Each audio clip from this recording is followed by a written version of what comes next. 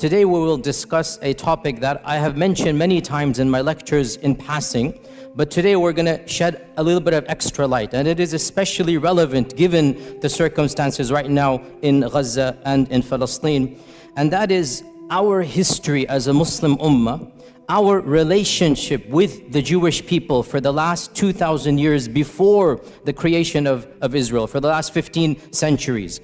Because the fact of the matter is that it is truly sad in light of our contributions to the survival and the flourishing of these demographics that they seem to ignore and neglect all of these centuries of positive interactions. Because the fact of the matter, once again, Christian Europe treated this demographics in a very different way than we did. And multiple times in history, the Muslim ummah and the Muslim civilization played a vital role in protecting hundreds of thousands of persecuted Jewish people. So we need to be aware of this, and we need to know our own history. And again, only so much can be said for the history of 15 centuries. But as you're roughly aware, we went over this in detail this earlier part in a number of lectures. In the year 70 CE, in the time of Jesus Christ, after Jesus Christ, the second temple was destroyed, and so Judaism once again had its diaspora. They fled across the globe, so they didn't have a land. For the next 2,000 years, where were the Jewish people?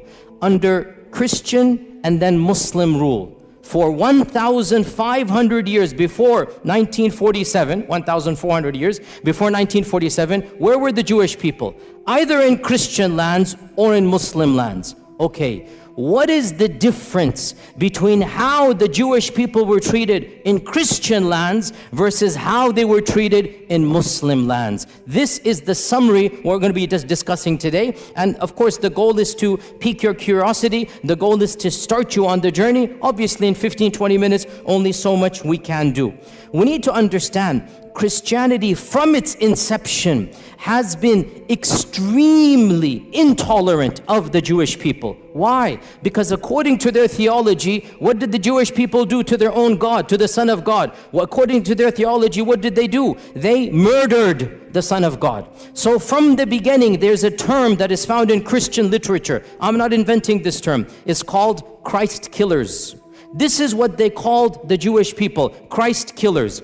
And that is why, generally speaking, in ancient Christianity, medieval Christianity, Jewish people were not treated as equal citizens. They didn't have the right to own property in most of European history. They were forced to live in special areas. The ancient term for this in Venice, the Venetian term, is still used in English. Guess what that term is? Ghetto. That term ghetto, where does it come from? Now we use ghetto to mean what? A very poor, very impoverished part of the city. Well, it was called ghetto for the first time in Venice in the 1200s from a Venetian term to mean low class. It's literally a term that was used for Jewish people. The term ghetto in English comes from them having to live in a separate place of the city. Jewish people in Europe were prohibited from any noble profession. They had to take ignoble tasks. They were prohibited from owning land. They were prohibited from rising up in the ranks of nobility. In fact, the one job that they were not prohibited to do, and that's why they started to do this more and more, was the job that was prohibited by the church, and that is lending of money. The church said you cannot lend money on interest. And Christians, if they do so, they're going to go to hell, they're going to be damned. This is Christian law, by the way.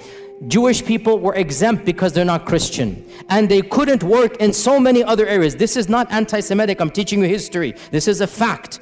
Jewish people then took on, by and large in Europe, the profession of money lending, charging interest. Because they weren't allowed any other job. They weren't allowed careers, and this was prohibited by the church. You'd be damned. So what did they do? They became the proto-bankers, the first bankers. And so what's going to happen, slowly but surely, their wealth did increase. This is not a anti-Semitic. It's the fact of the matter is that they were involved in this profession, and that is why rich dynasties from this group did begin to rise in the 15th, 16th, 17th centuries. But that's because they were the ones lending money. Eventually, eventually the church had to buckle under pressure and change their law and say it is now allowed for Christians to do. Otherwise, Christians forbade Christians from lending money with interest. It was haram for them. The church would excommunicate you. That's why this group began to do this. In the 11th century, when the Crusades was announced, in 1095, 1096, the first Crusaders, they left England, they left Italy, they left France, and they made their way to Jerusalem, wanting to free, quote-unquote, Jerusalem from Muslim lands. Do you know what happened before they reached Jerusalem? They started massacring Jewish people. Where? In Europe. Why? What has that got to do with Jerusalem? They began to reason, if we're going to go to Jerusalem where Jesus walked, we should avenge his death before we get there. And so, thousands, this is the first time where pogroms happened against Jewish people. Entire cities in Europe, entire cities in Germany, this is in 1096, 1097, entire cities were decimated from their Jewish populations. It is really pathetic what the Christians did. The women and children ran to the synagogues begging for freedom, and they burnt the synagogue with babies in it. They burnt it. Who? The Christians. Why? Because these are Christ killers. I say this because you need to know, where is this anger? Where is this anti-Semitic coming from? It's coming from Europe. We Muslims had nothing to do with any of this hatred. And you need to know the irony of how we can be accused when in reality this notion of anti-Semitism comes straight from Europe. In the year 1215, the church gave a decree that Jewish people could not live like normal citizens in any Christian land. They had to wear a different clothing. They had to live in different places of the city. They had to have specific professions. This is the Vatican. This is the church normalizing the discrimination of Judaism. This is in 1215. Don't be surprised in a few decades, 1290, King Edward of England said, I don't want any of these people in my kingdom. So he made a decree to expel every single member of the Jewish faith from England. For 400 years, there were no Jewish people in England. 400 years. Why? Anti-Semitism. The king said, none of these people are going to be here. And Shakespeare writes his plays during this time. But the stereotype, the negative, evil stereotype remains in the psyche of Europe. Go read Shakespeare's plays. Go read how he writes about Shylock the Jew. This is Shakespeare, not me. Shakespeare is an anti-Semite in every sense of the term. The stereotypes, the negativity, and ironically, he's never interacted with the Jewish person because there are no Jews in England when Shakespeare's writing because of the decree. Only in 1680 or something, the king relents and allows them back in. And that is why, by the way, to this day in England, the Jewish population is very small compared to other places in Europe because for 4 centuries, they were banned. And one of the worst manifestations of anti-Semitism took place in Andalusia, but not under us. When Ferdinand and Isabella Reconquista, when they conquered Granada, the Muslim land, when they conquered Granada, the first decree, less than 1 week or 1 month after they took power, 1492, they made the decree. It's called the Decree of Al-Hamra because it was in the Hamra Palace. There shall be no Jewish people living in Andalusia. Hundreds of thousands of Jewish people were forced to convert to Christianity or were sent into exile. The entire population of Iberian Spain, and there were, we don't know, 300,000-400,000, 500,000 Jewish people, they were either forced to convert under torture or they had to flee for their lives.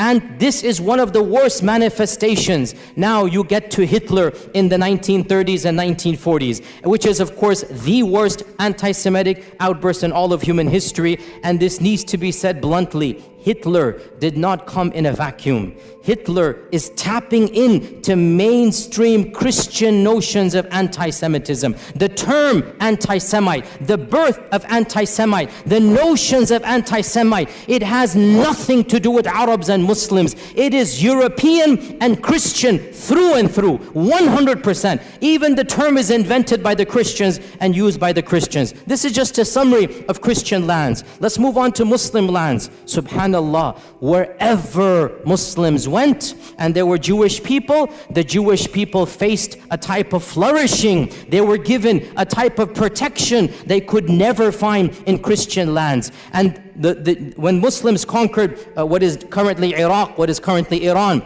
Iraq had a large population of Jews in Baghdad from the time of the first expulsion, not even the second, from 500 BC, because the largest group of Jews from the first expulsion, they went to Iraq. So Muslims found large groups of Jews in Iraq. In Iran, Isfahan, hundreds of thousands of Jewish people, again from the first and second expulsion. And the Muslims came and found them, and they gave them protection under the treaty of Umar ibn al-Khattab. Jerusalem, when Umar ibn al-Khattab marched into Jerusalem, guess how many Jewish people were there? 0. Guess how many synagogues? 0. Jews were not allowed to worship in Jerusalem under the Christians. Guess who gave them the freedom to build the first synagogue after the collapse of the temple? It was none other than Umar ibn al-Khattab radiyallahu anhu. Umar ibn al-Khattab, acting upon Islamic commandments, acting upon prophetic guidelines. Jews and Christians are Ahli Kitab. They have the right to live freely. They have the right to worship. They have the right to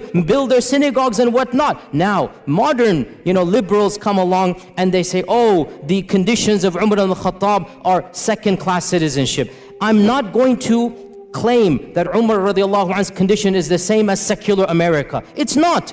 But we're not comparing Umar ibn al-Khattab to secular America. Secular America is a different notion where religion plays no role. In the Islamic scheme of things, religion plays a vital role. So if you're a Muslim, yes, you get perks and privileges, no doubt about that. And if you're Ahl Kitab, there's certain things. For example, you cannot convert people to your faith. For example, the synagogue minaret, or the temple in the synagogue cannot be higher than the minaret of the mosque. I agree, these are conditions, but we're not comparing Umar ibn al-Khattab to modern liberalism. We're comparing Umar ibn al-Khattab to the rest of the world. The fact of the matter, never once in all of Islamic history was there a policy to kill all Jews. Was there a policy to persecute all Jews? Was there a policy to expel all Jews? So Umar ibn al-Khattab radiyallahu anhu allowed the Jewish people to come back into Jerusalem. This is the first time they could come back and build the first synagogue under the Khulafa al-Rashidun. And the rest, as they say, is history.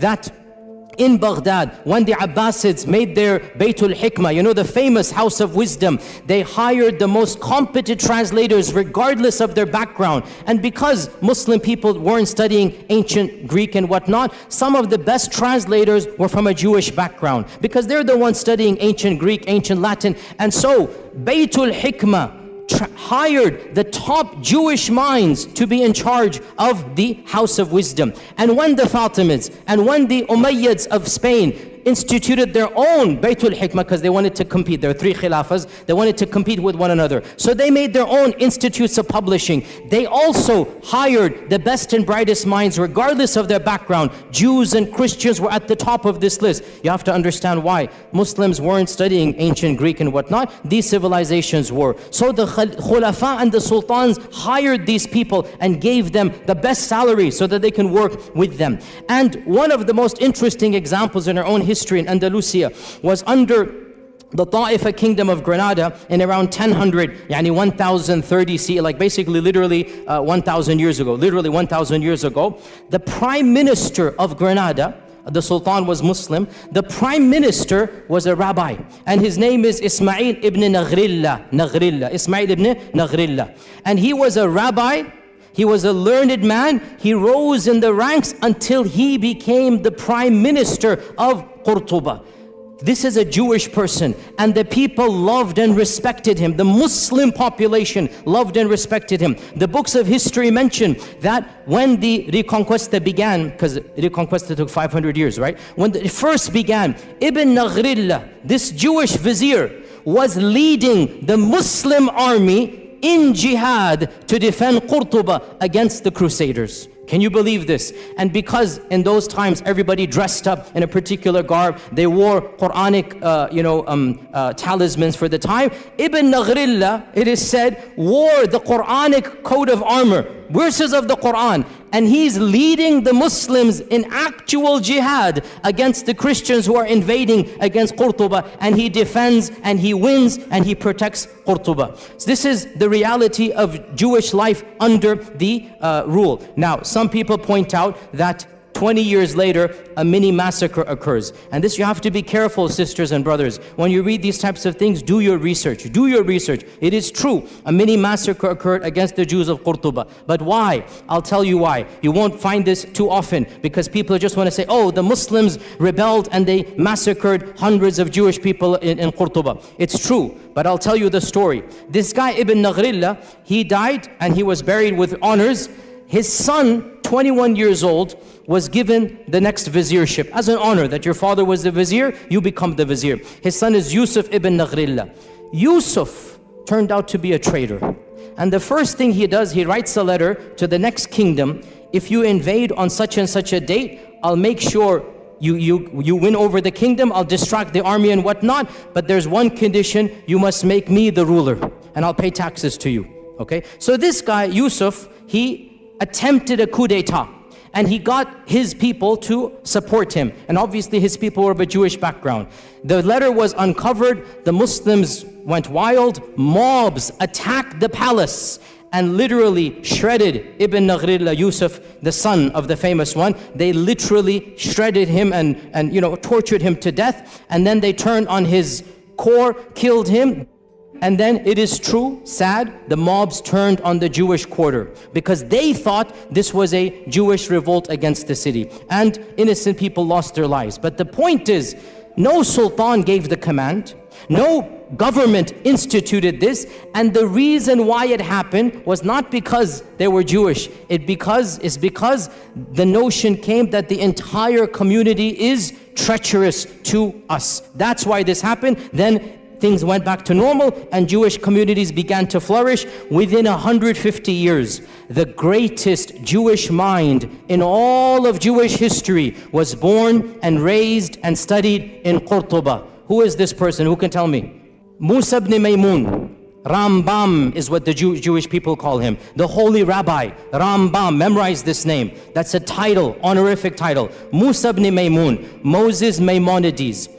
In the entire history of Judaism, there is no theologian that is more respected and venerated than Rambam. Rambam, Moses Maimonides, born and raised in Qurtuba, traveled the Muslim world, died and is buried in Egypt, in Cairo. He spoke fluent Arabic.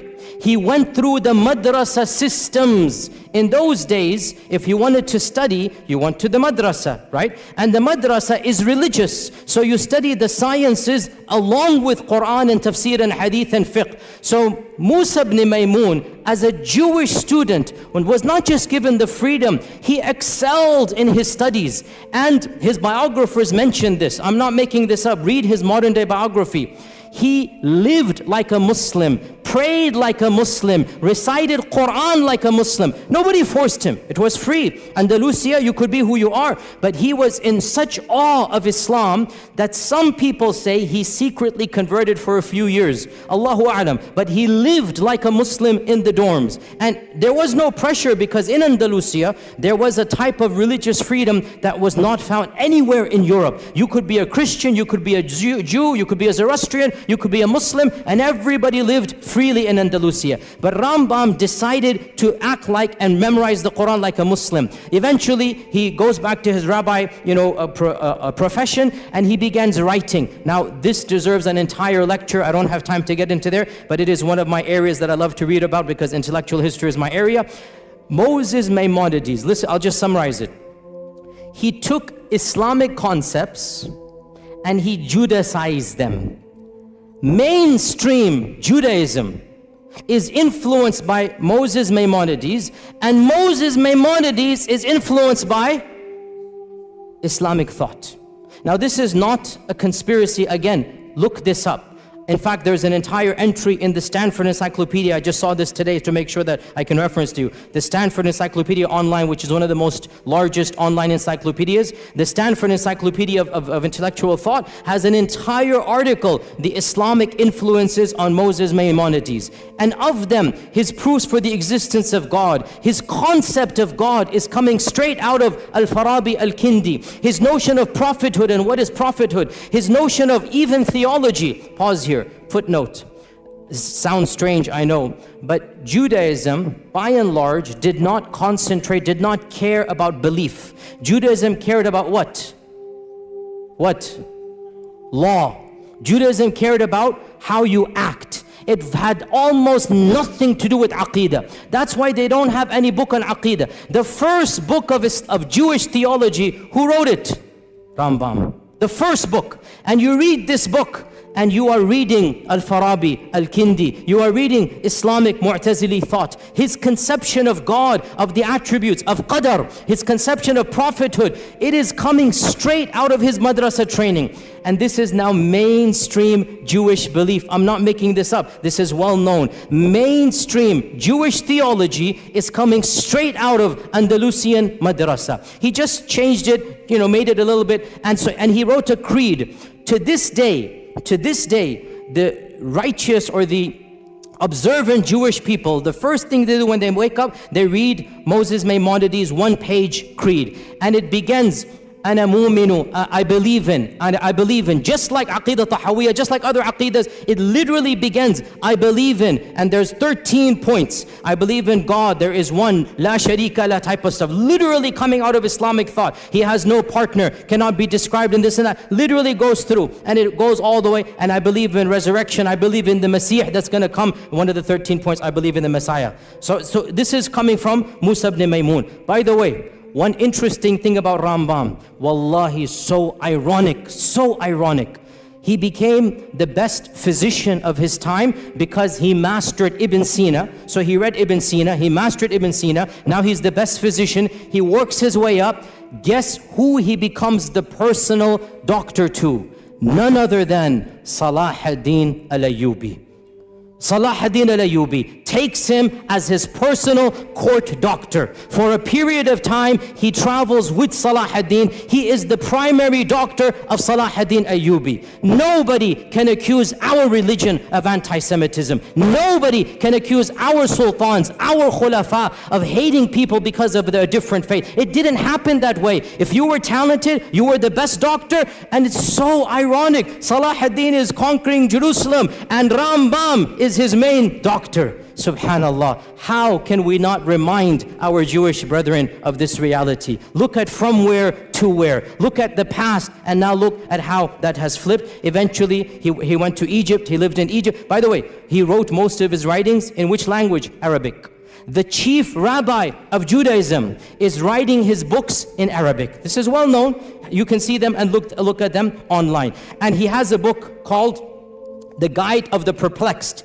And there are a number of papers about this, that this is coming straight out of Al-Ghazali's Al-Munqidh min al-Dalal. Literally, Imam Al-Ghazali wrote Al-Munqidh min al-Dalal, and there is a book that he wrote for his people, The Guide for the Perplexed. And it has the same motifs, the same notion. Again, it's not copy-paste, because in the end of the day, he's an intellectual thinker. But he takes ideas, he takes notions from Islam, and he Judaicizes them, which is what we expect to do. But where is the origin? What's the kernel? From our faith tradition. It is true to say that never in the last 2,000 years before the creation of this country has the Jewish people flourished as they did under Muslim Spain, under Islamic Andalusia, their greatest minds, their largest synagogues. You can visit their synagogues to this day in Qurtuba, in Granada. They still have their synagogues that were built not under the Christians, under the Muslims. Now in 1492, Ferdinand Isabella come, the first decree, all Jewish people will leave or convert or die, be killed. Where did these 500,000 Jewish people go? The Sultan Muhammad II gave a decree. Anybody who flees from Andalusia shall be welcomed in our lands anywhere you are. And he said, any vizier, any governor, any businessman who impedes their settling, who stops them to settle in any city, shall be punished by the Sultan himself. Sultan Mehmed II welcomed hundreds of thousands of Jewish people in 1492 with open arms. He literally saved them from execution or forced conversion. And he was angry at Ferdinand and Isabella, and he goes, this is not a good policy. But he thanked them. He goes, but you are giving us your good minds, your good workers, don't worry, we will take them. Because of this, sisters and brothers, where did they go? They ended up in Morocco, in Tunisia, they ended up in Egypt. Hundreds of thousands of large Jewish communities were living in the Middle East, in Yemen. They were living there because Ferdinand and Isabella expelled the Jewish people. Muslims welcomed them and they said, tafaddal, come and live here. And they lived here up until 1947. And by the way, before we even get to 1947, let's not forget another chapter in Muslim Jewish history. And this one, I was honestly surprised when I found out. Under Nazi rule, when you're all aware what Hitler did, he made a policy, all the people of that background shall be exterminated. The most inhumane, barbaric policy in the entire history against the Jewish people was Hitler. He literally exterminated them by, gas chambers and whatnot. Guess who intervened where possible? In multiple countries, Muslims, sometimes at risk to their own lives, stood up and protected Jewish people. And wallahi, brothers and sisters, I say to you honestly, I have visited Auschwitz and Dachau. I have studied this chapter in history. Wallahi, I swear to you, if I were alive at that point in time, I would hope to Allah that I have the courage and bravery to stand up against the tyranny of Hitler and to protect innocent women and children. The way they were brutalized, the way they were rounded up and just killed for no reason. Innocent babies, we saw thousands of toys and thousands of shoes of children literally just piled up there, killed for no reason. I would hope I would have that courage as well. And I was so happy to hear so many people stood up. The Sultan of Morocco, interestingly, Morocco was under the French rule, and so technically it was not independent. Yet when the French said, give us your Jewish people, Sultan Muhammad V said, no way. These people are our brethren. They have lived with us for centuries. They shall not be handed over. So Sultan Muhammad refused to obey the Nazi policies under the French rule of the Nazis. Tunisia as well refused. The Ottomans refused. In Bosnia, the Muslims refused. And perhaps the most brave act of courage, because it wasn't a government, it was brave.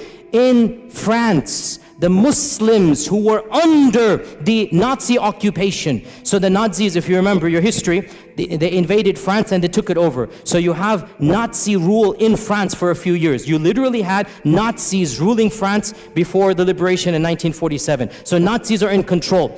Muslims were allowed to live as second-class citizens.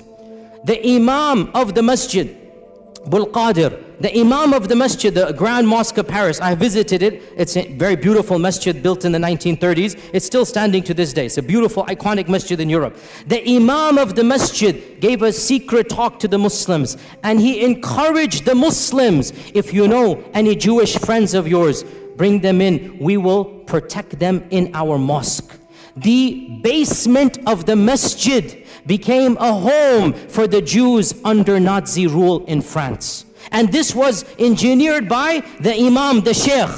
And some people didn't have space. He forged Islamic documents and told them to dress like Muslims. And it is said he saved over 1,000 people by this policy. 1,000 Jewish people in France were saved by the Muslim community, who literally banded together. They didn't tell any secrets. There were families in the basement of the masjid, and those that didn't have space, the Imam personally forged IDs that these are Muslims. Because in the end of the day, what do the Nazis know? They look different, they talk different, they dress different. Khalas, they pretend to be Muslims.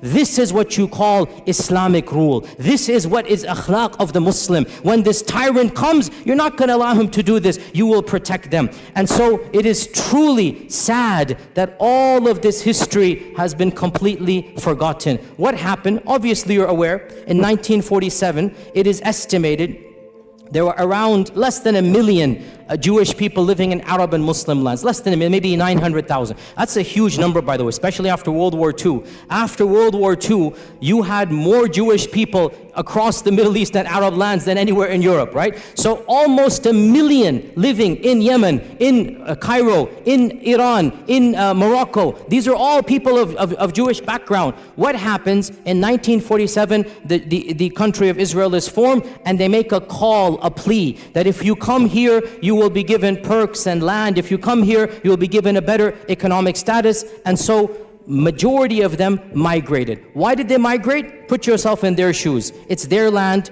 from their perspective, obviously. They're getting their own people. They're getting a citizenship. They're getting land. They feel it's going to be safer for them. Some of them believe in Zionism. And yes, I'm not going to deny, because of the atrocities in 1947 and the massacres against Arabs, it is true, in a number of Muslim lands, for the first time in history, these types of sentiments that we now are familiar with began to develop against the Jewish population. I'm not going to deny this. But why did it happen? Because of politics of Israel. Not because they were Jews, because Israel massacred thousands, hundreds of thousands of Muslims, expelled hundreds of thousands of Arabs. Well then, there's going to be a feeling of sentiment. Why are you guys doing here? Go where you belong and whatnot. So all of this put together in the next 5 to 10 years, from 900,000 Jews in Arab and Muslim lands, currently it is estimated there are less than 15,000 across all lands. 200 here, 500 here,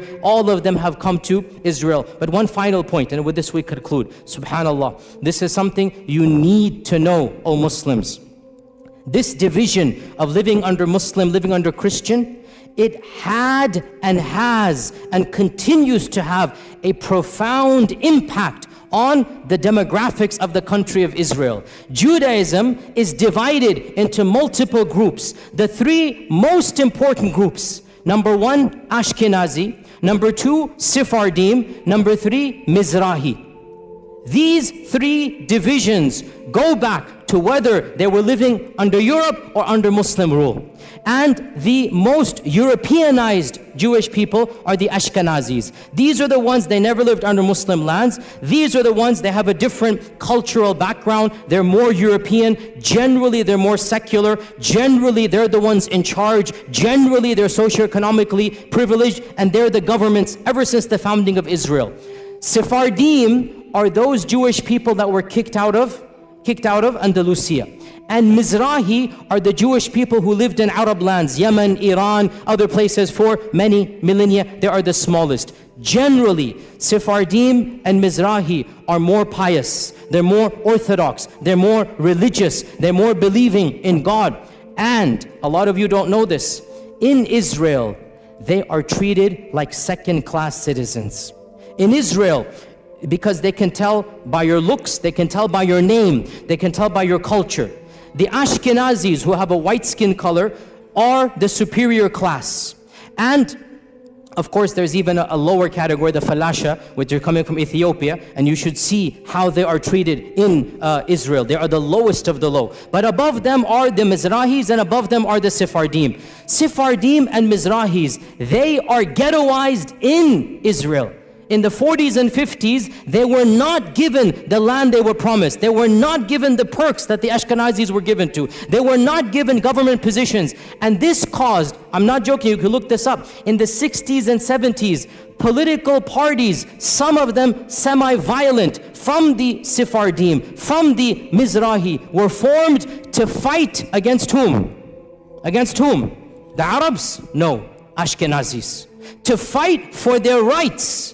And these days there is a massive party in Israel called the Shas Party, S-H-A-A-S, the Shas Party. It is the 4th or the 5th largest party. It is a party that was founded to protect the rights of the Arab Jews, i.e. the Sephardim and the Mizrahi Jews, so that they have equal rights as the Ashkenazis. You have to realize racism is rampant in that group of people, even amongst their own.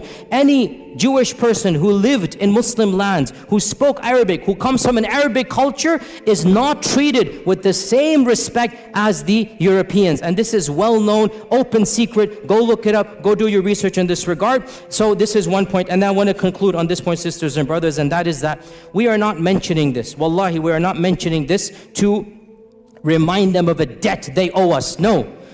We did this because Allah told us to do it, not because of them. We did this because our Prophet ﷺ taught us this is how we treat minorities. We would do it all over again. But we just want to show the world this is Islamic law. This is Islamic Sharia. The freedoms that they had, the intellectual, curiosities, the books that they produced, they couldn't produce a fraction of them in Europe in medieval times. And that is what we give to the world. It is truly sad. And we don't say this as a debt or a favor. We're just pointing out the facts. It is truly sad that the same descendants of those whom we saved, those who were given refuge with us, they have flipped the script and they are doing what Hitler did to them, they are doing to the very people who protected them. And we just say this as a historical fact and record. Otherwise, we complain to Allah and Allah alone. These are facts we should all know, and we are proud as Muslims of our history, and we're proud of our Sharia, and there's nothing to be ashamed of. Alhamdulillah, thumma alhamdulillah, and inshallah we'll continue in the same vein. Jazakumullah khair. Assalamu alaikum wa rahmatullahi wa barakatuh.